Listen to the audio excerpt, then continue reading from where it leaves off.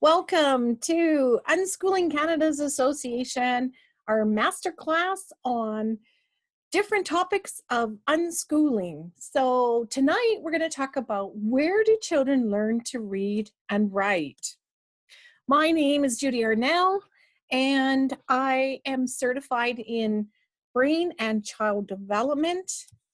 And I'm also an author of Non-Punitive Parenting and Education books. So these are my parenting books. They've been translated, and this is my education book, Unschooling to University. You've probably heard about it.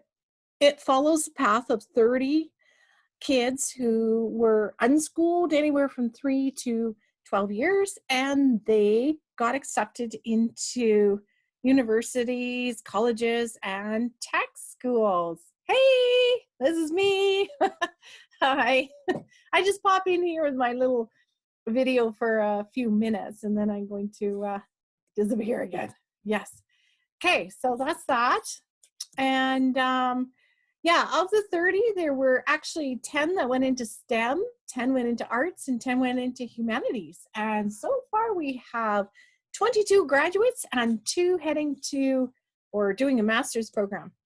So we're the nonprofit unschoolingcanada.ca. You can find us at our website there. And I also have a blog called Unschooling to University, which details our journey. I have 5 children of my own, and I have 4 boys and a princess, and they actually, this year is the year we are pretty well done our homeschooling, unschooling journey, although we're never done unschooling because we are lifelong learners. So, okay, so if you're new here and you're new to unschooling, feel free to ask lots of questions because it's kind of hard for people to wrap their head around it. So tonight we're going to look, there's a lot on the agenda, but not tonight. Tonight we're just going to look at reading and writing, and I want to relate it a bit to brain development, okay? So I'm going to just disappear here. So unschooling, for those of you who are new to unschooling, everybody unschools from birth to age 6. And if you look at babies, toddlers, preschoolers, they all play.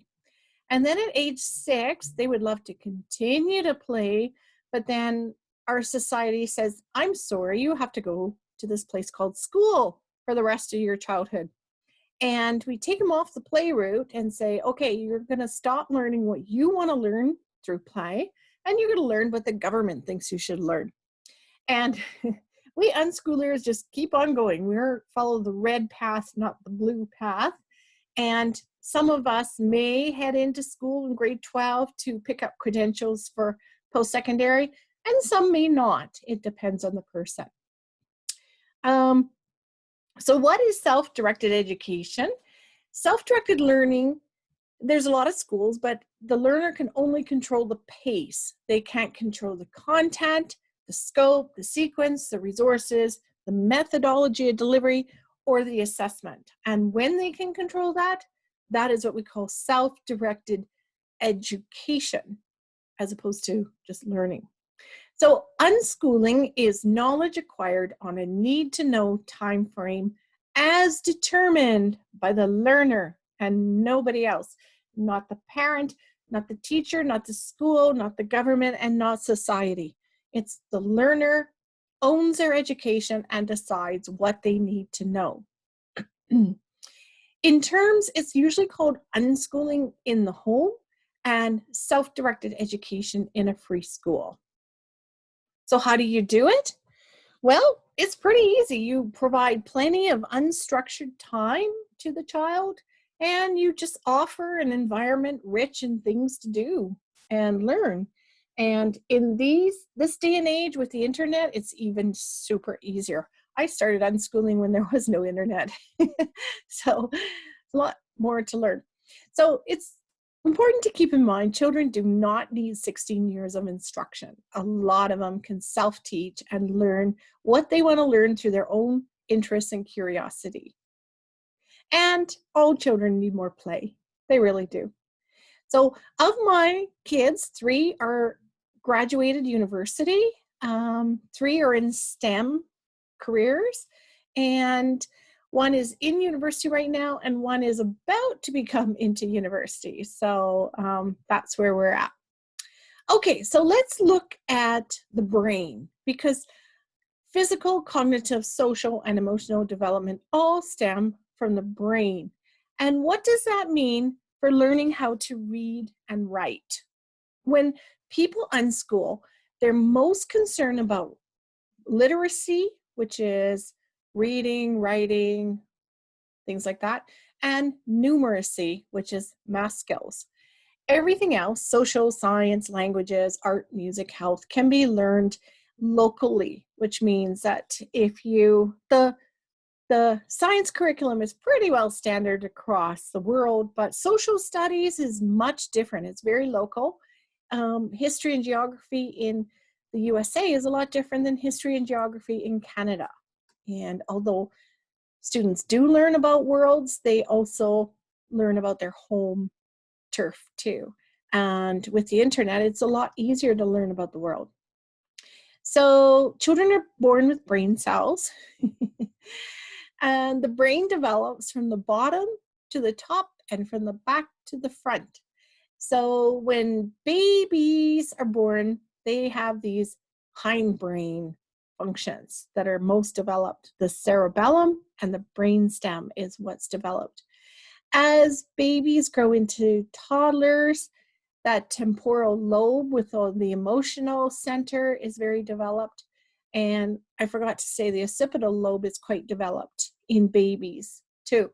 But if you think babies, bottom brain, those 3 things are babies.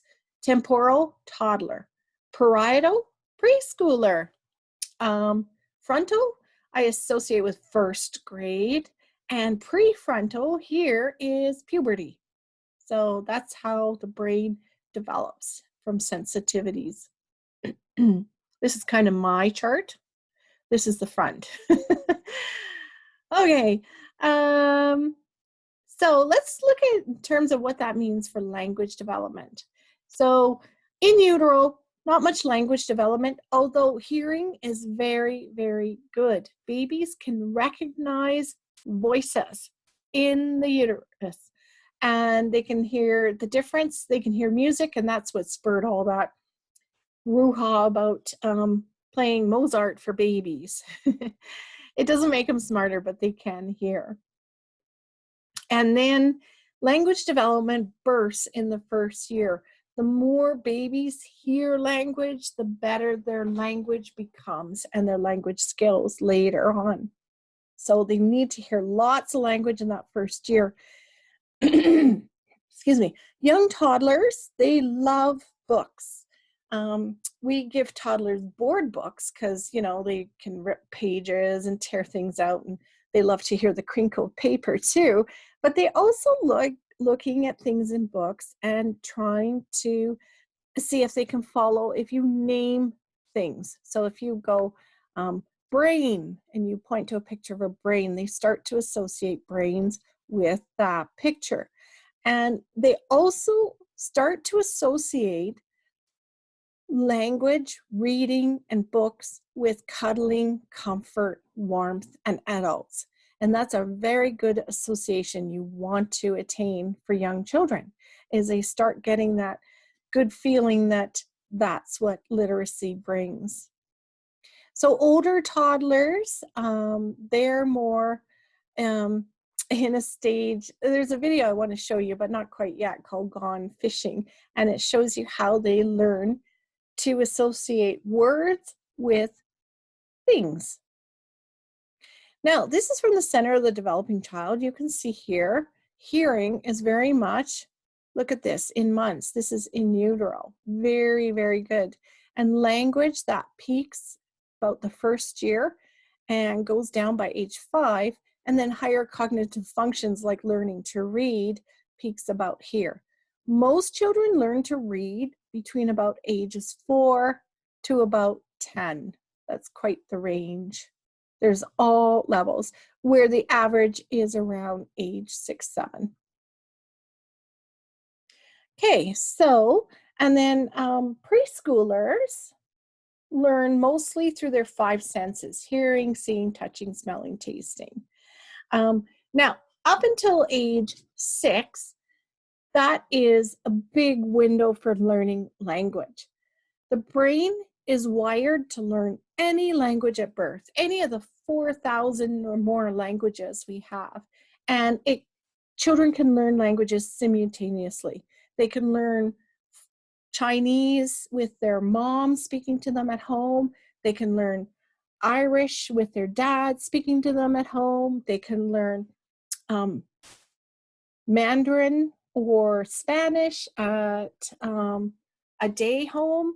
They can, and they interchange a lot of those phrases, but they can still speak it, and they get better at keeping them compartmentalized as they get older. And they become so much more fluent if they start in that sensitive language period. Back to here. Yes, okay. So that doesn't mean that children can't learn language at age 16, 17. I've seen that happen. I remember my children at about age 6 started French immersion in school. And we left French immersion to homeschool about age 7. And they lost all their French until they reached the age of young adulthood, and they took French in university and started to travel. And then they became still pretty proficient. So the brain works it on a use it or lose it basis.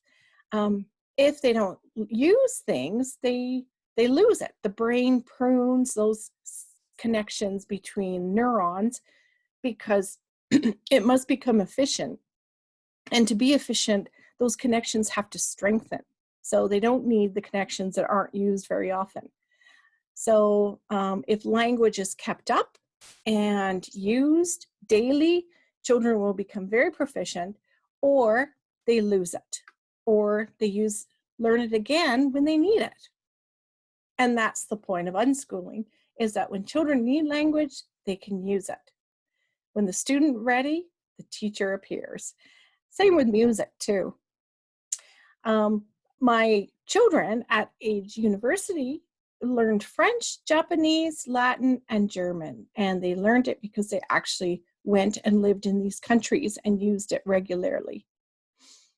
So let's look at school-agers. Their big developmental part of their brain is the frontal cortex, which is here. And that's where they start to think logically, learn concretely and tangible. And that is when children usually learn to read.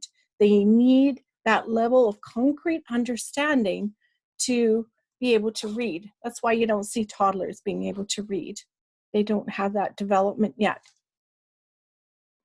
Now, in our province of Alberta, our English language arts curriculum actually is about communication.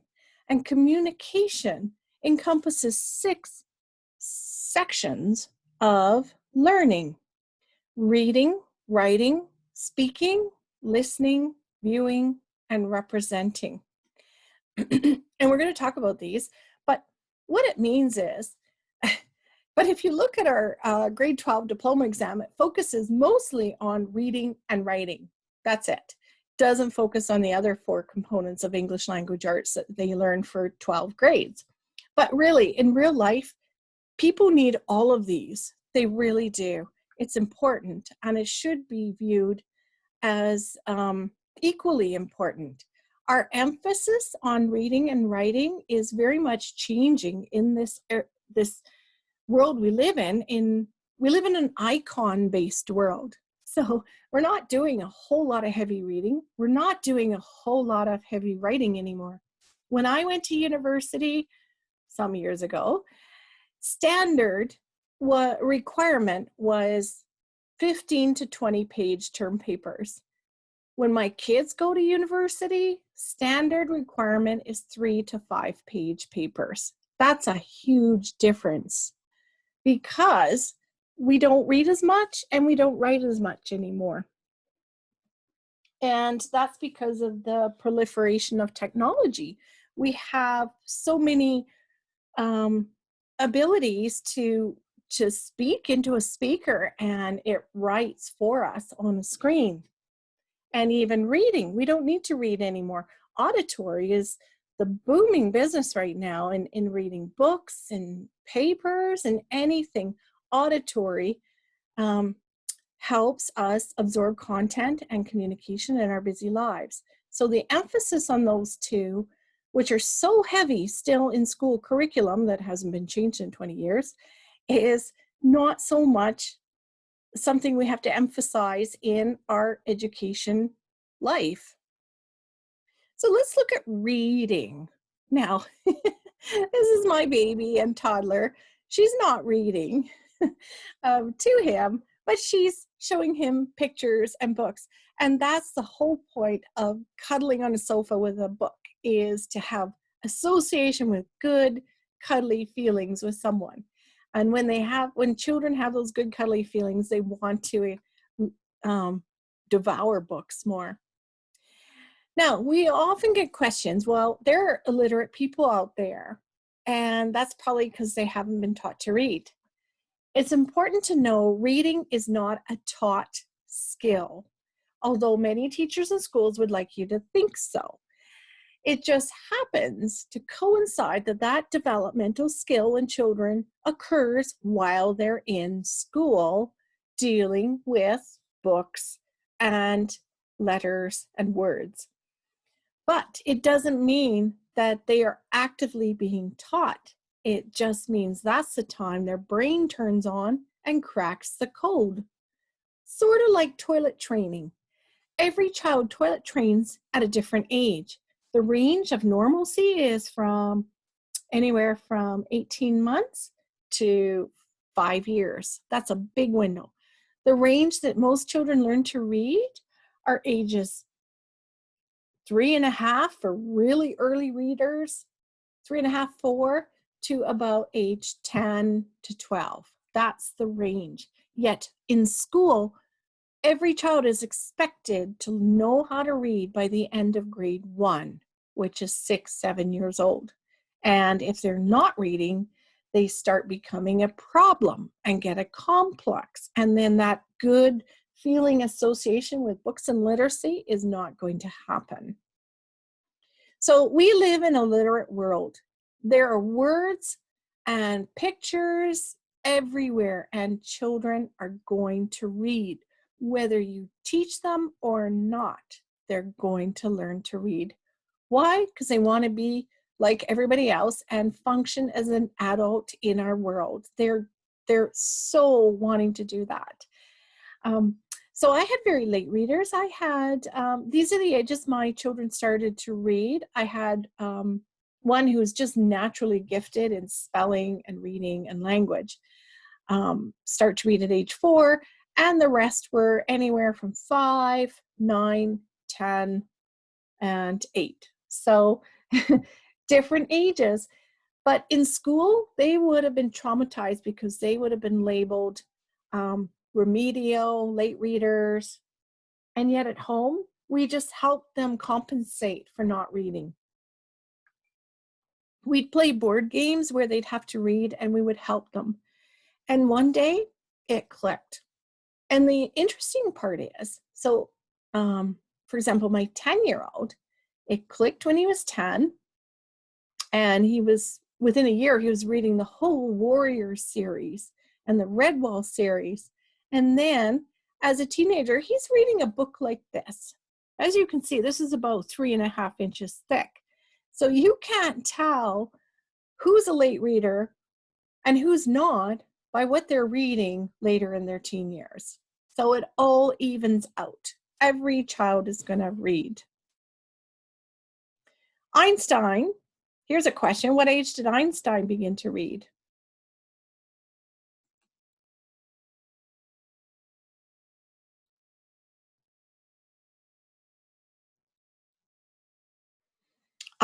If you say 9, that's true. Absolutely. Okay, question. How do I explain some people are illiterate as adults? Okay, if all children learn to read, that some adults that are illiterate there is something in their brain connections that was delayed, and maybe they are, again, the brain is such a complex computer, right? They do learn to read, but it's not so much the instruction, it's them figuring it out and hearing language. So nowadays, there's not a lot of illiterate people out there. Most people learn to read. You still see them in the movies, but most people learn to read in our very digital world. Now, writing or workbooks. Does workbooks help a child learn grammar better or spelling better? No, it doesn't. It teaches them to really hate language. What helps children learn to spell is writing. And writing has to come from passion. People need a reason to write. If a child enjoys a book and you say, oh, give me a book report, and they don't want to do it, it's not coming from passion. But if they feel something about a cause and they want to write a letter to the newspaper, that's the passion. That's where you're going to get a child really looking at their spelling and their grammar and taking the time to do that. I've just realized I missed this K in the workbooks. But my children, we never did a stitch of language workbooks. Even my late readers, we didn't do grammar or spelling. And in university, they wrote term papers, they wrote research papers. They did fine. They learned as they went by the act of writing. So what should your kids write? Anything they want to. A letter to Santa, a grocery list, a plea for you on why they should get to buy the new video game, anything. Recipe books, they can write anything. And don't worry, they will learn how to write a 5-paragraph essay in every grade until grade 12. Even in this grade 12 workbook, they're learning how to write an introductory paragraph, 3 points, and the conclusion paragraph. And guess what? In university, they still have courses on how to write a 5-paragraph essay. So when the student's ready, the teacher appears. But they don't have to do it year after year after year to practice. They can start writing in grades 10, 11, 12, or whenever they want to, and they can learn to perfect their writing. Whoops. Okay. Now, this is my 11-year-old, when they do things like this, like write a letter backwards, or their spelling isn't very good, or their punctuation, should you correct them? No, not unless you want them to to hate writing. This arrived, I never corrected things like this. And this child is now 18. He can spell arrive. He can write his 6s the other way. Kids notice their mistakes and they will correct them. You don't need to. What about cursive? Again, my kids were always on the internet. They would use keyboards. They never handwrote. That was a bit of a problem in university because professors would not allow laptops in classes. So when the student's ready, the teacher appears.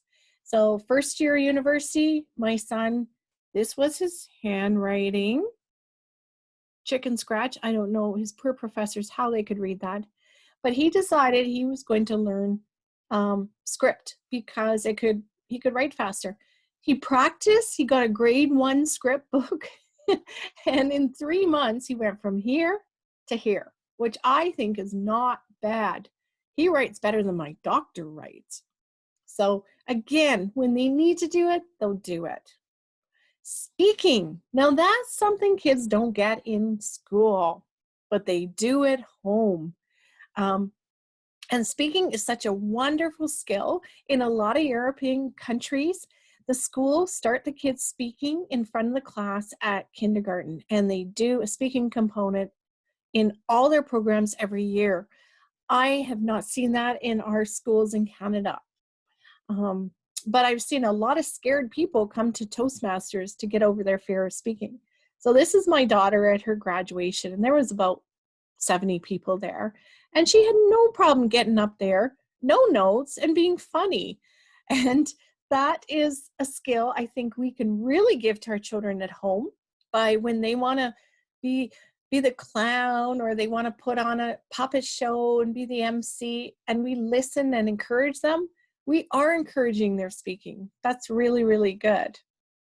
Listening, another skill that's very good in interpersonal communication, and yet how many people do we know that don't know how to listen? Yes, and those are probably public school kids. Listening is so important. Viewing is another component of English language arts. So this is my bathroom. Actually, it's a kids' bathroom with a toilet. And every week I put a little laminated poster up there, and I just leave it up there, and then they have something to look at, and hopefully it might sink in when they're brushing their teeth. But viewing is about going to an art gallery and really looking at a painting and seeing how you feel after looking at a painting. So viewing is everything we take in terms of communication, through art, through graphic design, through advertising, everywhere. And representing, that's coloring. It's drawing. It's making art. It's painting, sculpture. It can be drama. It can be performing arts. Representing can be anything. It can be writing a book or a blog or making a podcast. It is communication.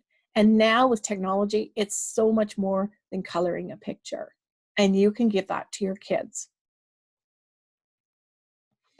Okay, so, and then teenagers, back to teenagers. So that's school age kids, but back to teenagers, that prefrontal cortex is letting them think more abstractly. And of course, and with abstract comes theories. They have the ability to express themselves in terms of what they think about the world and the sense they make of it. And then they can put that into words, into art, into however they want to express their communication. Okay, I just wanted to show you a little video here. Let's see if I can do this on.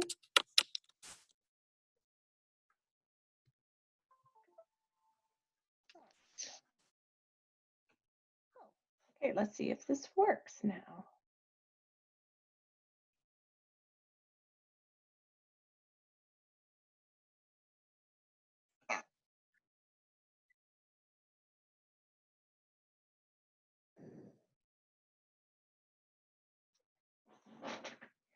This is more for preschoolers.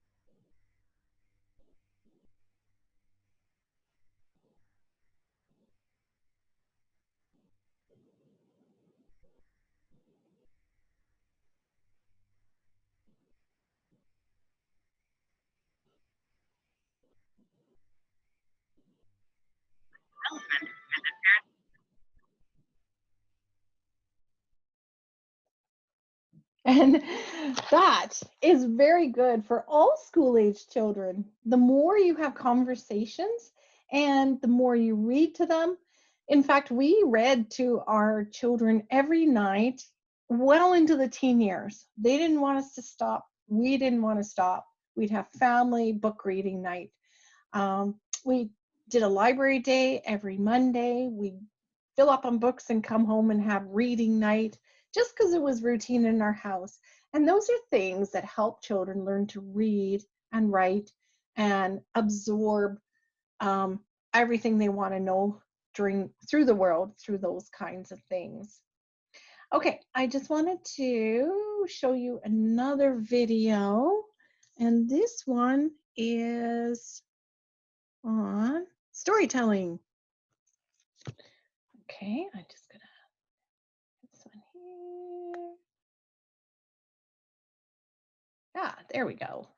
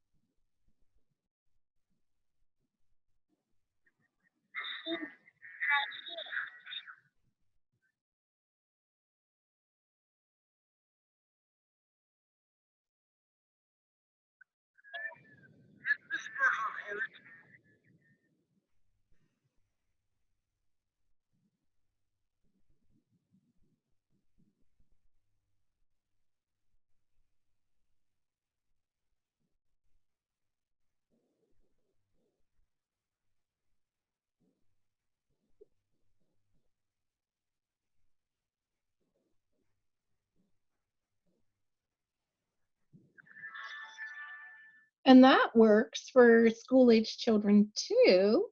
And the last little clip, oops, sorry, yes.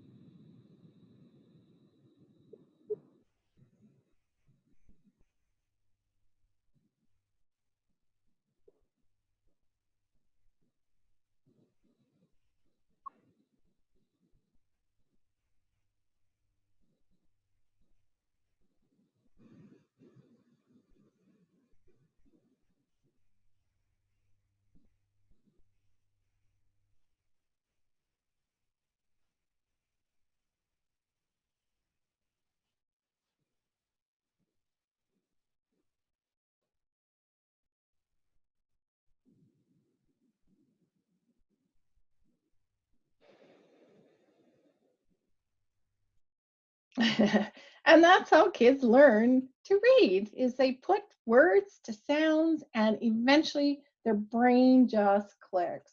It works magic. Oh, was that no audio? Did anyone get that? Oh dear. Oh, okay, great. Thank you. Okay, so that is pretty well.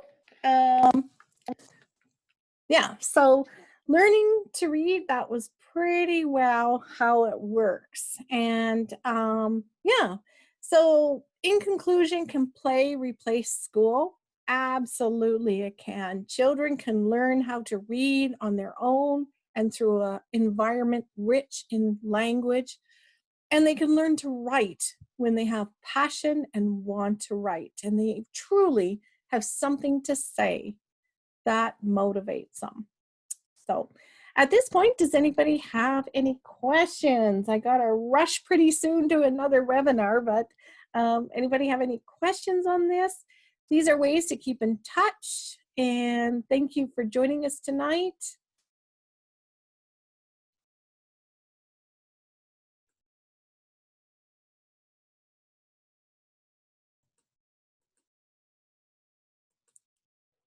Okay, question.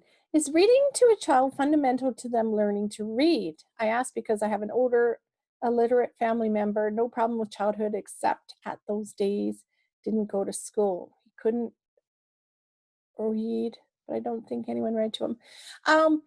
It's best practices to read to children. It is.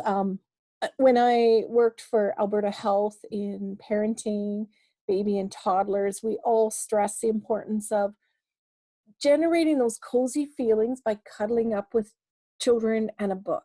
And their brains associate that coziness, but you're also pointing out words on a picture book. You're saying tree, tree, and they're hearing the sound and seeing the image, and they're starting to process that. So one day it's going to click for them with enough practice. So yes, it is important to read to children and make it fun and follow the child's lead. If they are done, they get off your lap, no worries. And also there are children who can't sit down and listen. And for example, my son, he'd be jumping around the room and it would annoy me terribly, but he would jump around. But later he could recite the whole story. So he was a bodily kinesthetic learner. He needed to move to listen. And I recognize that. So keep on reading to your kids, absolutely, from babies to when they don't want you to read anymore. It's just awesome. The last book I read to my child, he was 16. Now we had quit a few years, but you know, you remember the first time you read, but never the last time you read. And the last book I read was Robert Munch's Love You Forever. So keep that love of reading going, and they will love reading. They'll read and they'll learn to write. And a lot of homeschoolers, as children, teenagers, they read like 50 books a year, where school kids don't have time to read. They hardly read at all. So by talking to your children, having conversations and reading, you will be building their literacy skills immensely. You can do way better than school, and you don't need workbooks. Okay, I'm going to have to run. I'm so sorry, but thank you for coming today. And if you have any questions, feel free to email me, and I will post this recording too so that you can share it with your partners or family members. Okay, thank you so much from Unschooling Canada, and join us next month when, I'm not sure what our topic is, but it'll be good. Okay, bye-bye. Have a good month.